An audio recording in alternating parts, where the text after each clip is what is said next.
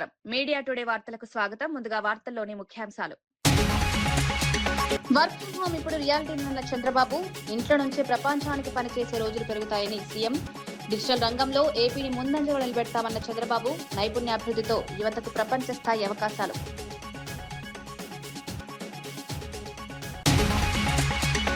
బాధ్యురాలికి నష్టం జరగకుండా చూడాలన్న కల్వకుంట్ల కవిత. అనవసర ప్రచారాలు ఆపాలని సూచించిన తెలంగాణ రక్షణ సేన.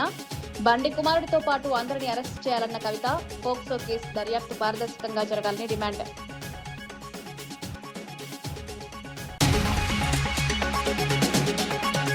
విజయ్ గెలుపుపై వైసీపీ సంబరాలు హాస్యాస్పదమన్న దుర్గేష్. తమిళనాడు రాజకీయాలను ఏపీతో కలపడం మూర్ఖత్వం. వైసీపీ రాజకీయ డైవర్షన్. ప్రజా సమస్యలపై దృష్టి పెట్టాలని సూచన.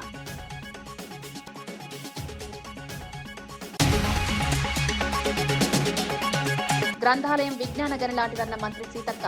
పుస్తక పఠనంతో సమాజంలో చైతన్యం. గ్రామీణ ప్రాంతాల్లో గ్రంథాలయాల అభివృద్ధి. జ్ఞానాన్ని పంచే వేదికలే గ్రంథాలయమన్న సీతక్క.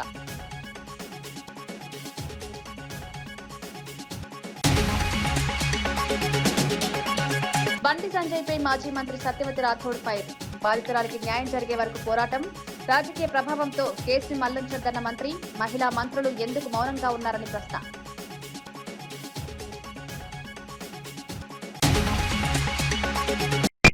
నిడమర్రులో జరిగిన కార్యక్రమంలో సీఎం చంద్రబాబు నాయుడు కీలక వ్యాఖ్యలు చేశారు. వర్క్ ఫ్రం హోమ్ అనేది భవిష్యత్తు కాదు, ఇప్పుడు రియాలిటీ అని పేర్కొన్నారు. ఇంట్లో కూర్చుని ప్రపంచం మొత్తం కోసం పనిచేసే రోజులు మరింత పెరుగుతాయని తెలిపారు. యువతకు వర్క్ ఫ్రం హోమ్ విధానం ద్వారా డబ్బు సంపాదించే అవకాశాలు పెరుగుతాయన్నారు. రాబోయే రోజుల్లో ప్రభుత్వంలో కూడా ఖర్చులు తగ్గించే కీలక మార్పులు తీసుకొస్తామని వెల్లడించారు. ఐటీ, డిజిటల్ విప్లవంలో సరికొత్త మార్పులు రాబోతున్నాయని పేర్కొన్నారు. నైపుణ్యాభివృద్ధి ద్వారా యువత ప్రపంచ స్థాయి అవకాశాలు అందుకోవాలని సూచించారు. డిజిటల్ రంగంలో ఆంధ్రప్రదేశ్ ను ముందంజలో నిలబెట్టేందుకు ప్రభుత్వం చర్యలు తీసుకుంటుందని చంద్రబాబు తెలిపారు.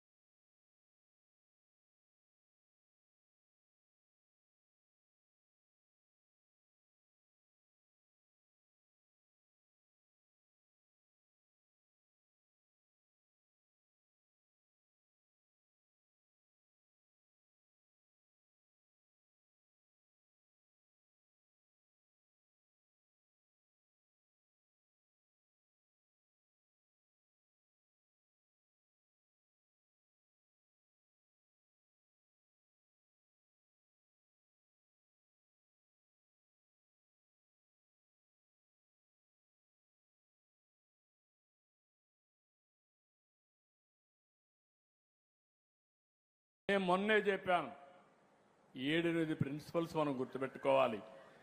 నేను ఇప్పుడు చెప్పడం కాదు. వర్క్ ఫ్రమ్ హోమ్ అనేది ఇట్ ఈజ్ ఎ రియాలిటీ. భవిష్యత్తులో కూడా వర్క్ ఫ్రమ్ హోమ్ వస్తుంది. ఇంట్లో కూర్చొని ప్రపంచం మొత్తం పనిచేసే శక్తి వస్తుంది. డబ్బులు సంపాదించే అవకాశాలు వస్తాయి. గవర్నమెంట్లో కూడా ఇది చేస్తాం. దుబారా ఖర్చు తగ్గించాలి. చాలామంది నేను మొన్నే చెప్పాను, 7-8 ప్రిన్సిపల్స్ మనం గుర్తుపెట్టుకోవాలి. నేను ఇప్పుడు చెప్పడం కాదు.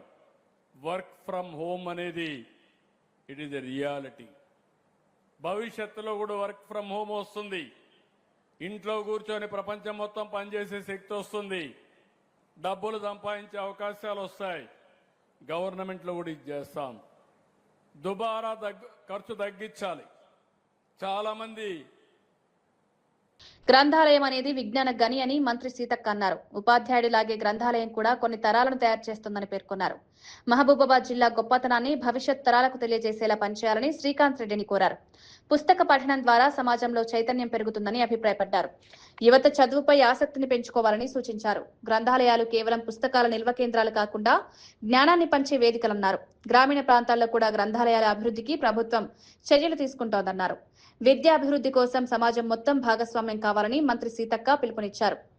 మరి ఇక్కడికి విచ్చేసినటువంటి కాంగ్రెస్ పార్టీ కుటుంబ సభ్యులు, పత్రికా మీడియా సోదరులు, అందరికీ కూడా పేరు పేరున హృదయపూర్వక నమస్కారాలు, ధన్యవాదాలు తెలియజేస్తూ ఉన్నాను. ఈరోజు గ్రంథాలయం అనేది ఏదో పేరుకు గ్రంథాలయం కాదు, అది విజ్ఞాన గని.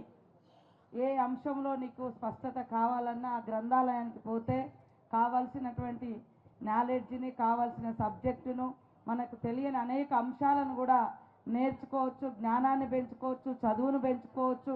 కాంపిటేటివ్ ఎగ్జామ్స్ కోసం కూడా మనము ప్రిపేర్ అయ్యి మరి ఆ గని ద్వారా, ఆ గ్రంథాలయం అందించే గొప్ప పుస్తకాల ద్వారా మనము ఎంతో గొప్ప ఉన్నత స్థానంలోకి రావచ్చు. కాబట్టి మరి ఒక టీచర్ కొన్ని తరాలను తయారు చేసినట్టుగా గొప్ప వాళ్ళను, అదేవిధంగా గ్రంథాలయం కూడా అదే రకంగా కొన్ని తరాలను మరి తరగని గనుల్లాగా తయారు చేస్తారు. కాబట్టి ఈ యొక్క మరి మహబూబాబాద్ జిల్లాకు ఉన్నటువంటి విశిష్టత, గొప్పతనాన్ని మరి భవిష్యత్ తరాలకు చాటే విధంగా మరి శ్రీకాంత్ రెడ్డి గారు పనిచేయాలని కోరుకుంటూ నెల్లూరులో తొలిసారిగా నిర్వహిస్తున్న తెలుగుదేశం పార్టీ మహానాడును కనివిని ఎరుగని రీతిలో విజయవంతం చేస్తామని హోంమంత్రి అనిత తెలిపారు. 3 రోజుల పాటు జరిగే ఈ మహానాడుకు రాష్ట్ర నలుమూలల నుంచి లక్షలాది మంది పార్టీ ప్రతినిధులు, కార్యకర్తలు, ప్రజలు హాజరు కానున్న నేపథ్యంలో అన్ని ఏర్పాట్లు వేగంగా కొనసాగుతున్నాయన్నారు. మహానాడుకు వచ్చే ప్రతి ఒక్కరికి ఎలాంటి ఇబ్బందులు తలెత్తకుండా వసతి, రవాణా, తాగునీరు, పార్కింగ్, భద్రత వంటి అంశాలపై ప్రత్యేక దృష్టి పెట్టామని వెల్లడించారు. కార్యకర్తలందరూ కూడా చాలా ఉత్సాహంగా ఎదురు చూస్తున్న ఒక మంచి తరుణం ఈ మహానాడు. ఈ మహానాడు ఈరోజు నెల్లూరు ప్రాంగణంలో ఈరోజు ఏర్పాటు చేయడానికి అనేకమైన కమిటీలు కూడా ఏర్పాటు చేసుకోవడం జరిగింది. ఆ కమిటీల బాధ్యతలు, ఆ కమిటీలు చేసే వాళ్ళ వివరాలు అవన్నీ కూడా ఈరోజు ఇక్కడ చర్చించుకోవడం జరిగింది. అందరూ కూడా చాలా ఉత్సాహంగా ఈ మహానాడులో పాల్గొనాలని మనస్ఫూర్తిగా అందరికీ కూడా తెలియజేసుకుంటున్నాం. మహానుభావుడు నందమూరి తారక రామారావు గారు పెట్టిన పార్టీ అప్పటి నుంచి ఇప్పటి వరకు కూడా భుజాన మోస్తూ గౌరవ ముఖ్యమంత్రి చంద్రబాబు నాయుడు గారు ఈరోజు నూతనంగా జాతీయ వర్కింగ్ ప్రెసిడెంట్గా ఎన్నిక కాబడిన నారా లోకేష్ గారి ఆధ్వర్యంలో జరగబోతున్న మొట్టమొదటి మహానాడు అంగరంగ వైభవంగా ప్రతి ఒక్క కార్యకర్తకి కూడా గుర్తుండిపోయేటట్టుగా చేయడానికి ఇక్కడున్న ప్రతి కార్యకర్త కూడా కృషి చేస్తున్నారు. వాళ్ళందరికీ కూడా అభినందనలు తెలియజేసుకుంటూ మహానాడు కార్యక్రమం దిగ్విజయంగా పూర్తి కావాలని మీ అందరి సహాయ సహకారాలు కోరుకుంటున్నా. Thank you. జై హింద్. తమిళనాడులో విజయ్ గెలిస్తే ఏపీలో వైసీపీ సంబరాలు చేసుకోవడం హాస్యాస్పదమని ఏపీ మంత్రి కందుల దుర్గేష్ వ్యాఖ్యానించారు. ఊర్లో పెళ్లికి కుక్కల హడావిడిగా అనే సామెత గుర్తొస్తోందని సెటైర్లు వేశారు. తమిళనాడు రాజకీయాలు వేరు, ఏపీ రాజకీయాలు వేరు అని పేర్కొన్నారు. 2 రాష్ట్రాల రాజకీయాలను కలపడం మూర్ఖత్వమని విమర్శించారు. విజయ్ గెలుపును వైసీపీ తమ విజయంగా చూపించుకోవడం రాజకీయ డైవర్షన్ మాత్రమేనన్నారు. ప్రజలు ఈ రాజకీయ నాటకాలను గమనిస్తున్నారని పేర్కొన్నారు. ఏపీ అభివృద్ధి అంశాలపై మాట్లాడకుండా ఇతర రాష్ట్రాల రాజకీయాలపై హడావిడి చేయడం సరికాదన్నారు.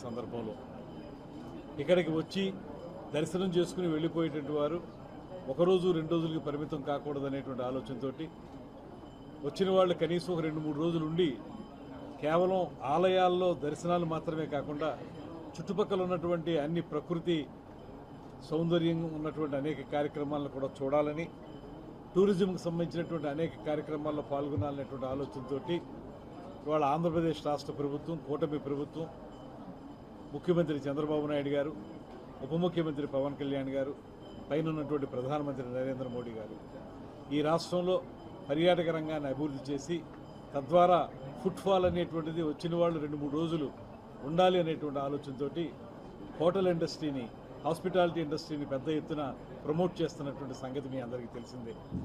అందుకే ఇవాళ ఈ రాష్ట్రంలో గడిచిన ఈ 20 నెలల కాలంలోనే ముఖ్యంగా పర్యాటక రంగంలో రమారమి 20,000 కోట్ల పెట్టుబడులకి మేము ఎంఓయూలు చేయడం జరిగింది.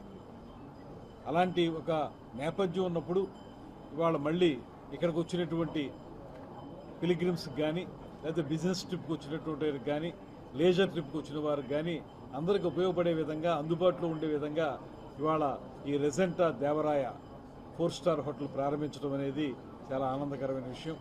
దాంతోపాటు కేంద్ర ప్రభుత్వం యొక్క సహకారంతో ఇవాళ రాష్ట్రంలో మనం అనేక కార్యక్రమాలు చేపడతా ఉన్నాం. ఈ మధ్యకాలంలోనే కేంద్ర ప్రభుత్వం, ముఖ్యంగా పర్యాటక శాఖ గజేంద్ర సింగ్ షెకావత్ గారు చెప్పినటువంటి మాట, మనకి 2 ఐకానిక్ సెంటర్స్ని పర్యాటక రంగంలో ఇవ్వడానికి ముందుకొచ్చారు. అందులో మనం ఒకటి తిరుపతి, మరొకటి విశాఖపట్నాన్ని ఐకానిక్ సెంటర్స్గా ఏర్పాటు చేస్తున్నాం. రమారమి ఒక 500 కోట్ల రూపాయల పెట్టుబడితోటి తిరుపతిలో, మరో 500 కోట్ల రూపాయల పెట్టుబడితోటి విశాఖపట్నంలో కూడా ఈ ఐకానిక్ పర్యాటక సెంటర్స్ ఏర్పాటు చేయబోతున్నాం. దానితోటి ఖచ్చితంగా ఈ తిరుపతి, ఈ పరిసర ప్రాంతాలు కూడా అద్భుతమైనటువంటి పర్యాటక కేంద్రాలుగా విలసిల్లుతాయనేటువంటి మాట నమ్ముతున్నాం. మనకి అక్కడికి వెళ్ళి ప్రచారం చేసింది లేదు, అక్కడ వాళ్ళు ఈయన ఫోటో వాడుకున్నది లేదు. ఏదో ఒకటి మ్యారేజ్కి పిలిస్తే కట్సి సేక్ మ్యారేజ్కి వచ్చారనేటువంటి మాట వినపడతా ఉంది. దాన్ని వాళ్ళు పొలిటిసైజ్ చేసి దాన్ని పోల్చుకుని మేమేదో వాళ్ళు మేము ఒకటే అనేటువంటి విధంగా మాట్లాడడం అనేది సమంజసం కాదు. అది హాస్యాస్పదం. దానికి ఏంటంటే ఏదో చెప్తారు కదా, ఊళ్ళో ఎవరికో పెళ్ళి అవుతుంటే ఇంకేదో వాళ్ళు ఆనందం పడ్డాయి అనేటువంటి విధంగా ఉంటుంది. అటువంటి విధానంగానే చూడాలి తప్పితే దాన్ని వాళ్ళు అక్కడ జరిగినటువంటి కండిషన్స్ వేరు, ఆ పొలిటికల్ సిచ్యువేషన్స్ వేరు, ఇక్కడ పొలిటికల్ సిచ్యువేషన్స్ వేరు. దాన్ని వాళ్ళు అన్వయించుకోవడం అనేది మూర్ఖత్వం అవుతుంది అనేటువంటి మాట చెప్తారు. పొలిటికల్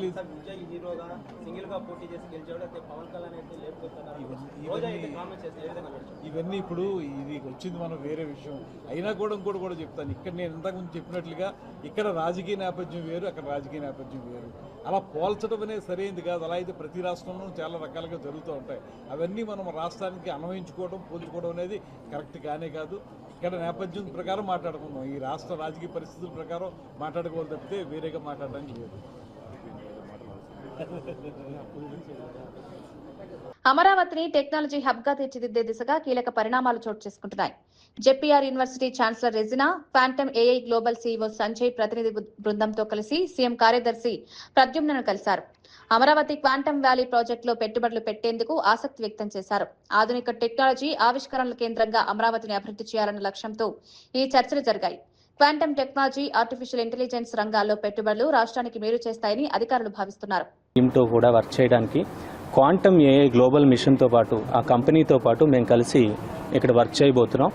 మా ధన్యవాదాలు ఆంధ్రప్రదేశ్ గవర్నమెంట్కి, చంద్రబాబు నాయుడు గారికి. I'm the founder and CEO of Quantum AI Global. I'm pretty excited about collaborating with JPR University and Dr. Regina Garu. మా ల్యాబ్లో క్వాంటమ్ కమ్యూనికేషన్ సంబంధించిన హార్డ్వేర్ ఉంటుంది, క్వాంటమ్ సెన్సింగ్ సంబంధించిన హార్డ్వేర్ ఉంటుంది. స్టూడెంట్స్ ఉట్టి ఎక్స్పెరిమెంటేషన్సే కాదు, వాళ్ళకి ఏదైనా ఫర్దర్ రీసెర్చ్ చేయాలంటే కూడా దాన్ని ఫెసిలిటేట్ చేసి ఎనేబుల్ చేస్తున్నాము. వాళ్ళ వైపు నుంచి వచ్చే ప్రూఫ్ ఆఫ్ కాన్సెప్ట్ని ప్రోడక్టైజ్ చేయాలంటే దానికి మేము జెపిఆర్ యూనివర్సిటీ కలిసి ఫండింగ్ చేయడానికి కూడా ముందుకు వెళ్ళాలనుకుంటున్నాం ఫ్యూచర్లో. నేను క్యూ అకాడమీని రిప్రజెంట్ చేస్తున్నాను, subsidiary of quantum AI global. I'm the CEO of the company. ఇప్పుడు క్వాంటమ్ అనే టెక్నాలజీని అభివృద్ధి చెందుదామని అమరావతి క్వాంటమ్ వ్యాలీ విజన్ పెట్టింది. దానివల్ల దేశం మొత్తం చూస్తోంది, ప్రపంచం మొత్తం మన ఆంధ్రప్రదేశ్ అమరావతి వైపు చూస్తోంది. ఇక్కడ ఫౌండేషన్ ఏంటి అంటే స్కిల్ డెవలప్మెంట్ చేద్దామని ఫస్ట్ ఎజెండా మాది. ఈ నైపుణ్య అభివృద్ధి నుంచి వచ్చే పరిశోధన మేము ప్రయారిటైజేషన్ చేస్తాం. దీనికి quantum AI global and JPR university కలిసి పనిచేస్తుంది. మన honourable chief minister Chandrababu Naidu garu విజన్ని మేము మనసులో పెట్టుకొని అదే పాత్లో క్వాంటమ్ టెక్నాలజీ అడ్వాన్స్మెంట్ కోసం మేము ఇక్కడ ఎస్టాబ్లిష్ చేద్దాం అనుకుంటున్నాము. Skill development, research and prioritisation unit for the students. Web lands పర్యావరణ పరిరక్షణలో కీలక పాత్ర పోషిస్తాయని తెలంగాణ అటవీ పర్యావరణ శాఖ మంత్రి కొండా సురేఖ అన్నారు. సచివాలయంలో జరిగిన రాష్ట్ర వెట్లాండ్ అథారిటీ సమావేశంలో ఆమె కీలక ఆదేశాలు జారీ చేశారు. వెట్లాండ్స్ గుర్తింపు, డిజిటల్ మ్యాపింగ్ కోసం 2017 నిబంధనలను ఖచ్చితంగా అమలు చేయాలని అధికారులకు ఆదేశించారు. రాష్ట్ర వ్యాప్తంగా ఇప్పటికే 4023 వెట్లాండ్స్ లకు సరిహద్దుల గుర్తింపు పూర్తయిందని అధికారులు తెలిపారు. మిగిలిన ప్రాంతాల్లో సంయుక్త సర్వేలను వేగవంతం చేయాలని ఇరిగేషన్, రెవెన్యూ శాఖలకు మంత్రి సూచించారు. పర్యావరణ సమతుల్యతను కాపాడడంలో వెట్లాండ్స్ కీలకమని పేర్కొన్నారు.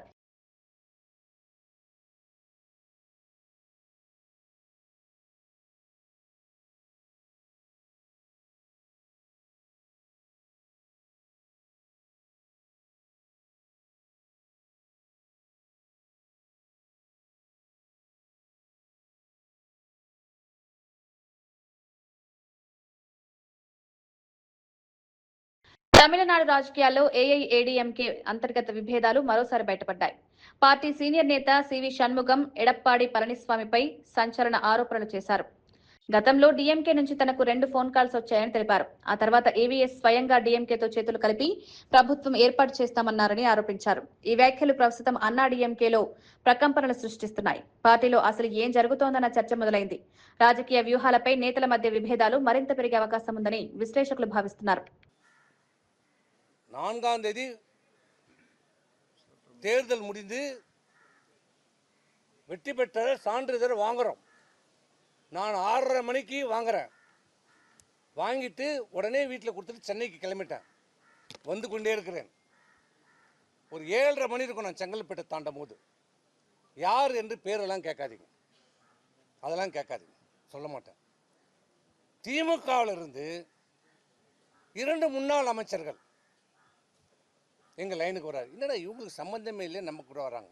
முதல்ல நம்பர் தெரியாமல் எடுத்துட்டேன். நான் தான் பேசுகிறேன். என்ன பார்த்து நல்ல பதவியை வாங்கிக்கணுவாங்க. நம்ம தோத்துட்டோம், என்ன நல்ல அமைச்சர், என்னமோ பேசுகிறாரு, ஒன்றும் புரியல விட்டேன். அப்புறம் இன்னொரு அமைச்சர் வராரு. இல்லை என்னன்னா நான் 5 வருஷமாக கண்டுக்கல, இப்போ தான் ஃபோன் பண்ணிங்களேன்னு கேட்டேன். இல்லை எல்லாம் நல்லபடியாக போகுது, எல்லாம் நல்லா பார்த்துங்க, நல்லா அமைச்சர் என்னமோ சொல்கிறாங்க, எனக்கு ஒன்றும் புரியல. நாங்கள் தோல்வி இதில் அந்த சங்கடத்தில் விட்டுட்டோம். நைட்டு வந்துட்டோம். காலையில் தான் என்னுடைய விஷயமே எங்களுக்கு புரியுது. காலையில் எங்களுக்கு செய்தி வருது, பொய்ச்சாளர் என்னன்னு பேசுகிறாரு, நம்ம ஆட்சி அமைக்கிறோம். என்ன சொல்கிறீங்க? திமுக நமக்கு ஆதரவு தருகிறது, வெளியிலிருந்து ஆதரவு தருகிறார்கள். நான் டெல்லியில் பேசிட்டேன், எல்லாம் முடிஞ்சிருச்சு. திமுக ஆட்சியில் பங்கெடுக்கல, அவங்க வெளியிலேருந்து நமக்கு ஆதரவு தருகிறாங்க. அந்த கூட்டணியில் இருக்கிறவங்களுக்கு மட்டும் ஒரு அமைச்சர் கொடுங்க, மீதி எல்லாம் நீங்கள் எடுத்துங்க, நமக்கு ஒரு 25 அமைச்சர்கள் கிடைக்கும். நான் கேட்டேன், இது எப்படின்னா, இந்த இயக்கம் ஆரம்பிக்கப்பட்டது எதனால? திமுகவை எதிர்த்து தொடங்கப்பட்ட இயக்கம். திமுக ஒரு தீய சக்தி, அது அழிக்கப்பட வேண்டும் என்று சொல்லி தொடங்கப்பட்ட இயக்கம். புரட்சித் தலைவர் எம்ஜிஆரால் தொடங்கப்பட்ட இயக்கம் அனைத்து இந்திய அண்ணா திராவிட முன்னேற்ற. ఛత్తీస్గఢ్లోని నారాయణపూర్ జిల్లా అబుజ్మాడ్ అటవీ ప్రాంతంలో భద్రతా బలగాలు భారీ మావోయిస్టు డంపును స్వాధీనం చేసుకున్నాయి. కోంబింగ్ ఆపరేషన్ లో భాగంగా సిఆర్పీఎఫ్, బీఎస్ఎఫ్ సంయుక్తంగా ఈ ఆపరేషన్ నిర్వహించాయి. లొంగిపోయిన మావోయిస్టులు ఇచ్చిన సమాచారంతో ఈ డంప్ ను గుర్తించినట్లు పోలీసులు తెలిపారు. ఇందులో భారీ మొత్తంలో నగదు, ఆటోమేటిక్ ఆయుధాలు, పేలుడు పదార్థాల తయారీలో ఉపయోగించే ఎలక్ట్రానిక్ పరికరాలు లభ్యమైనట్లు వెల్లడించారు. అడవుల్లో దాచిన మావోయిస్టు డంపులను గుర్తించేందుకు భద్రతా బలగాలు నిరంతరం ఆపరేషన్లు కొనసాగిస్తున్నాయని ఎస్పీ రాబిన్సన్ గురియా తెలిపారు. ఈ స్వాధీనం మావోయిస్టు కార్యకలాపాలకు పెద్ద దెబ్బగా అధికారులు భావిస్తున్నారు. और अपना महाराष्ट्र बॉर्डर वाले क्षेत्रों से काफी अच्छा वेपन रिकवरी हुआ है. इसमें 3 नग AK-47 है, 3 SLR है, 2 303 हैं, 315 है, फिर बहुत सारे more than 250 to 300 live rounds हैं और साथ ही साथ अन्य दैनिक उपयोगी सामान भी मिले हैं. और ड्यूरिंग ऑपरेशन डंप से कैश रिकवरी भी हुई है. 2 जगहों से कुल 1,64,64,000 रुपया जब्त हुआ है, जो इसमें कुछ पुराने नोट भी हैं. और ये पूरी कार्रवाई में STF, नारायणपुर DRG, हमारे BSF ITBP का एक संयुक्त योगदान रहा. और पैरामिलिट्री फोर्सेस यहाँ जितनी भी डिप्लॉयड है, सभी अपने लेवल पे अपने सोर्सेज से कंटिन्यूसली इंटरेक्ट करते हैं. और आने वाले दिनों में भी अभी भी जो 2-3% काम बचा हुआ है ये डंप से रिलेटेड, ये भी आने वाले दिनों में कार्रवाई की जाएगी. और नक्सल मुक्त अबूझमाड़ का सपना जो साकार हो चुका है, इसमें నీటి ప్రశ్నపత్రం లీకేజ్ కి కేంద్ర ప్రభుత్వ నిర్లక్ష్యమే కారణమంటూ బీఆర్ఎస్వీ నాయకులు లోక్సభ భవన్ వద్ద భారీ ధర్నా నిర్వహించారు. కెల్లి శ్రీనివాస్ యాదవ్ మాట్లాడుతూ దేశవ్యాప్తంగా 24 లక్షల మంది విద్యార్థుల భవిష్యత్తును బీజేపీ ప్రభుత్వం అంధకారంలోకి నెట్టిందని ఆరోపించారు. నేషనల్ టెస్టింగ్ ఏజెన్సీ పరీక్షల నిర్వహణలో పూర్తిగా విఫలమైందన్నారు. పగలు రాత్రి కష్టపడి చదివిన విద్యార్థులకు పేపర్ లీకేజ్ బహుమతిగా ఇచ్చారా అని ప్రశ్నించారు. బీజేపీ పాలిత రాష్ట్రాలు పేపర్ లీకేజ్లకు కేర్ ఆఫ్ అడ్రస్ గా మారాయని విమర్శించారు. రాధాకృష్ణన్ కమిటీ సిఫారసులను అమలు చేయకుండా 1,000 కోట్లు సంపాదించడానికి ఆన్లైన్ పరీక్షలు నిర్వహించడం లేదన్నారు. వెంటనే పరీక్షను రద్దు చేసి కొత్త తేదీలు ప్రకటించాలని డిమాండ్ చేశారు. కేంద్ర విద్యాశాఖ మంత్రి ధర్మేంద్ర ప్రధాన్ రాజీనామా చేయాలని గెల్లి శ్రీనివాస్ యాదవ్ డిమాండ్ చేశారు. పేపర్ లీక్ కాబట్టి దీనికి వ్యతిరేకంగా గవర్నర్ గారికి అంతమంది మేము వచ్చాం కాబట్టి దీన్ని వెంటనే ధర్మేంద్ర ప్రధాన్ చర్య తీసుకుని డిమాండ్.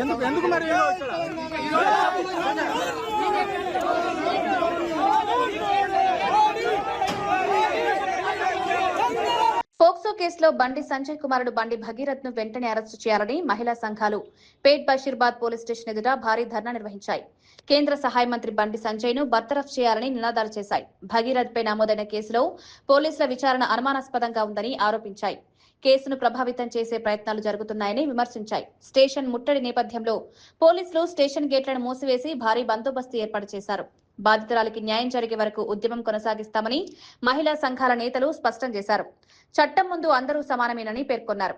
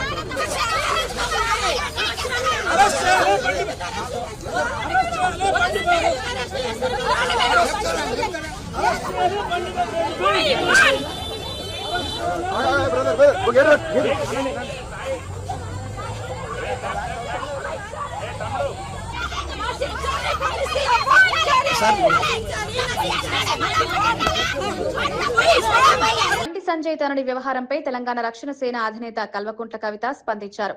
ఇలాంటి వ్యవహారాలు అధికంగా ప్రచారంలోకి రావడం వల్ల ఆడపిల్లలకు నష్టం జరుగుతుందని ఆవేదన వ్యక్తం చేశారు. బాధితురాలికి ఎలాంటి ఇబ్బందులు కలగకుండా అనవసర ప్రచారాలు ఆపాలని సూచించారు. అదే సమయంలో కేసులో ప్రమేయం ఉన్న వారందరినీ అరెస్ట్ చేయాలని డిమాండ్ చేశారు. బండి కుమారుడితో పాటు సంబంధం ఉన్న ప్రతి ఒక్కరిపై చట్టపరమైన చర్యలు తీసుకోవాలని పేర్కొన్నారు. మహిళల భద్రత విషయంలో సమాజం బాధ్యతగా వ్యవహరించాలని అభిప్రాయపడ్డారు.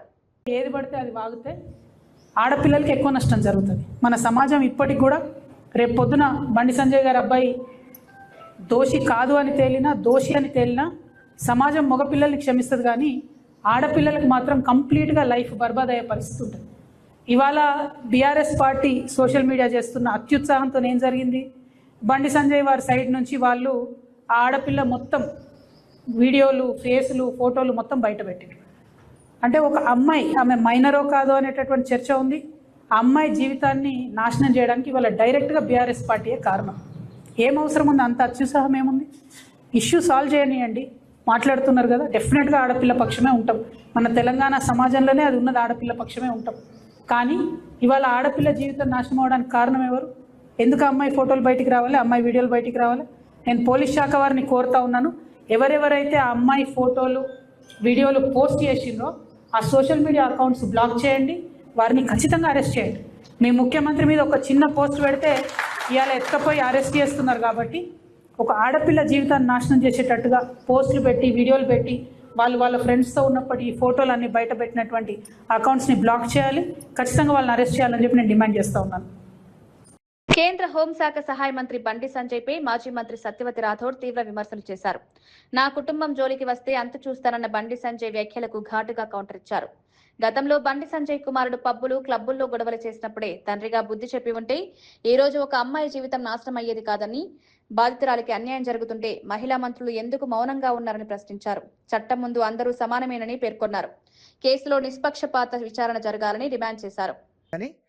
నువ్వు ఆ స్థాయికి తగినట్టు ఒక హుందాగా ప్రవర్తించావా బండి సంజయ్ గారు? ఎవరంతా చూస్తావు, నీ మాటలతోనే కదా నీ కొడుకు ఇంత పాడైంది.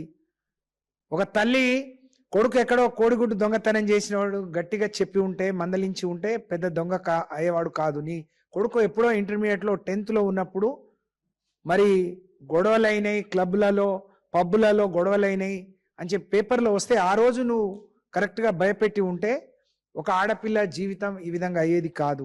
ఒక ఆడపిల్లకు దేశానికి న్యాయం చేయాల్సిన వాళ్ళు మీ ద్వారానే ఇక్కడ ఆడపిల్లలకు అన్యాయం జరుగుతుంటే రక్షించాల్సిన వాళ్ళే భక్షిస్తా అంటే ఇంకెవరికి చెప్పాలో నిజంగా ఈ రాష్ట్రం ఎటుపోతుందో అర్థం కాని పరిస్థితి.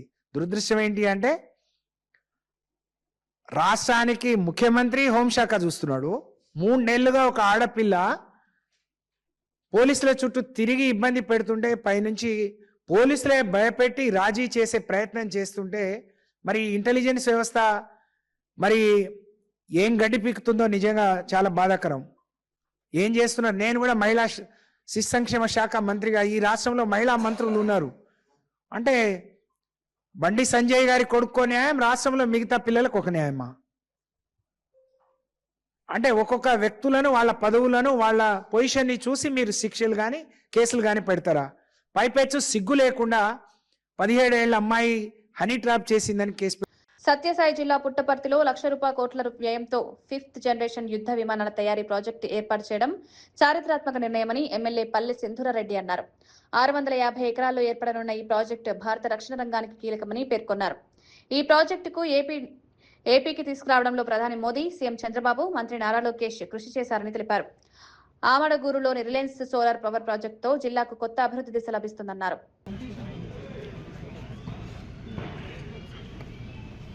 చేసాక ఫోటో చేసుకున్నాక ఇప్పుడు గదిలో కూర్చుంటారు. సో మిగిలిన అందరూ కూడా మీటింగ్లోకి వచ్చేస్తారు.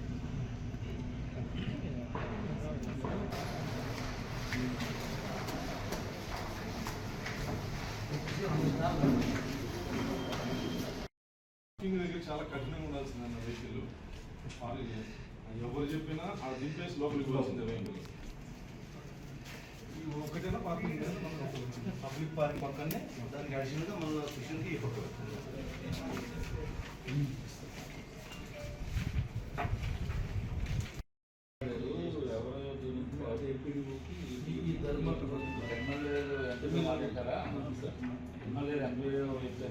మహానాడు కేవలం పార్టీ కార్యక్రమం కాదు, తెలుగువారి మహాపండుగ అని ఎమ్మెల్యే కోటంరెడ్డి శ్రీధర్ రెడ్డి అన్నారు. నెల్లూరు జిల్లా మొత్తం మహానాడు వేడుకల సందర్భంగా పసుపుమయం కానుందని తెలిపారు. ప్రతి తెలుగుదేశం పార్టీ కార్యకర్త ఈ మహాపండుగ విజయానికి కృషి చేస్తున్నారని పేర్కొన్నారు. నెల్లూరులో జరిగే మహానాడు ఇప్పటివరకు ఎక్కడా లేని విధంగా వైభవంగా నిర్వహిస్తామని చెప్పారు. మహానాడు చరిత్రలో నిలిచిపోయేలా ఏర్పాట్లు చేస్తున్నామని తెలిపారు. పార్టీ శ్రేణులంతా భాగస్వాములై కార్యక్రమాన్ని విజయవంతం చేస్తారని విశ్వాసం వ్యక్తం చేశారు. మరి ఈ మహానాడు మొట్టమొదటిసారిగా నెల్లూరు జిల్లాలో జరుగుతోంది. తెలుగుదేశం పార్టీ చరిత్రలో నెల్లూరు జిల్లాలో జరగటం ఇది మొట్టమొదటిసారి. మాకు కూడా చాలా సంతోషంగా ఉంది. కారణం ఏంటంటే మేము కూడా తెలుగుదేశం పార్టీకి వచ్చి కొత్త 4 సంవత్సరాలు అయింది. మరి ఈ పరిస్థితుల్లో ఏదైతే నెల్లూరు ఈ పరిస్థితుల్లో ఏదైతే ప్రత్యేక నిర్వహించాలని చెప్పని జిల్లాలో ఉన్నటువంటి పార్టీ నాయకులు, కార్యకర్తలందరం కూడా సమన్వయం చేసుకుని ఎమ్మెల్యేల, మంత్రుల, ఎంపీల, నాయకుల, కార్యకర్తల తేడా లేకుండా అందరం సుశిక్షితులైనటువంటి తెలుగుదేశం పార్టీ సైనికులుగా రాష్ట్రంలో ఉన్నటువంటి తెలుగుదేశం పార్టీ అత్యధిక మహారథులతో కలిసి ప్రయాణం చేసే అవకాశం రావటం మాకు కూడా చాలా సంతోషంగా ఉంది. అందరం కలిసి నెల్లూరు జిల్లా మహానాడు ఎంత అద్భుతంగా జరగబోతుందంటే భవిష్యత్తులో మహానాడు గురించి చర్చకు వచ్చినప్పుడు నెల్లూరుకు ముందు, నెల్లూరు తర్వాత అనే దానికంటే కూడా ఈ మహానాడు ప్రతి తెలుగుదేశం పార్టీ అభిమానికి ఎంతో ప్రతిష్టాత్మకం. దానికి కారణం ఏంటంటే నారా లోకేష్ గారు నేషనల్ వర్కింగ్ ప్రెసిడెంట్గా ఎన్నికైన తర్వాత, యువనేత నారా లోకేష్ గారు నేషనల్ వర్కింగ్ ప్రెసిడెంట్ ఎన్నికైన తర్వాత మొట్టమొదటిసారి జరిగే మహానాడు. ఈ మహానాడిని నవ్వుతో నభవిష్యత్తు అన్నట్టు నిర్వహించేదానికి ఓ తెలుగుదేశం పార్టీ కార్యకర్తగా అందరినీ చక్కగా సమన్వయం చేసుకుని పనిచేస్తామని, జిల్లా కేంద్రంలో ఇతర ప్రాంతాల నుంచి వచ్చే నాయకులకు కావచ్చు, కార్యకర్తలకు కావచ్చు, ఎమ్మెల్యేలకు కావచ్చు, ఎంపీలకి, ఎమ్మెల్సీలకి తెలుగుదేశం పార్టీ వివిధ స్థాయిల్లో పదవులు అందరూ కూడా చక్కటి వస్తువులు, చక్కటి ఆతిథ్యం, అదేవిధంగా ఆఖరి రోజు ఒక భారీ జన సమీకరణ అద్భుతంగా చేస్తామని, అందుకు సంబంధించి సన్నాహ కమిటీ సమావేశాన్ని ఈరోజు నిర్వహించుకోవడం జరిగింది.